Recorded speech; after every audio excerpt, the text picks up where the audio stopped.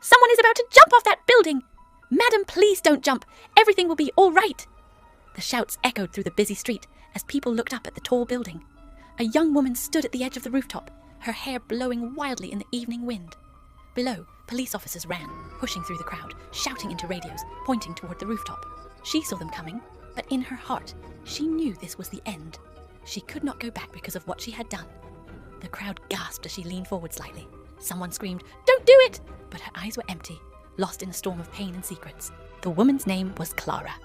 She hadn't always been this broken. In fact, she once lived a life that many admired. She had worked her way up from a simple job in a flower shop to becoming the proud owner of a chain of floral boutiques across the city. Her hard work, creativity, and determination made her wealthy and well-known. She was affluent, respected, and seemed to have everything anyone could ever want. Yet beneath the surface, Clara carried scars from bitter experiences in love. She had been betrayed by men she trusted, left abandoned after giving her all. Each heartbreak carved deeper wounds, teaching her not to trust too easily. But life took an unexpected turn when she reunited with Justin, her childhood friend. Justin was kind, gentle, and reminded her of simpler days. Though he was struggling financially, Clara didn't mind. She supported him, helped him pay his bills, and eventually found him a job through her business connections. For the first time in years, Clara felt true happiness. Life felt perfect again. But perfection rarely lasts. The first conflict came when whispers reached her that Justin was ashamed of depending on her. She overheard him on the phone late at night, telling someone he felt trapped.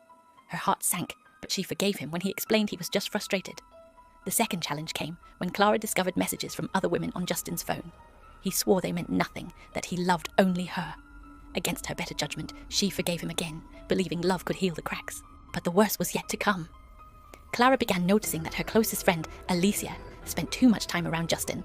At first she dismissed it, but then a neighbor told her they had been seen together in places they shouldn't be.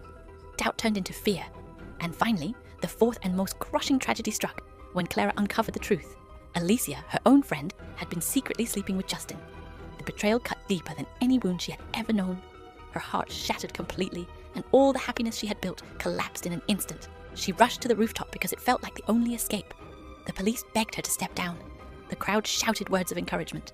For a moment, her hands trembled and she pulled back a little from the edge. Clara looked down at the people. She saw a small child holding a balloon, staring at her with wide eyes.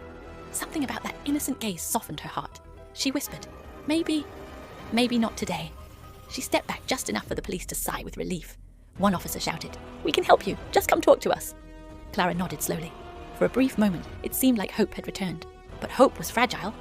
Just as Clara moved closer to safety, her phone buzzed. A message flashed on the screen. "We know what you did. You can't hide forever.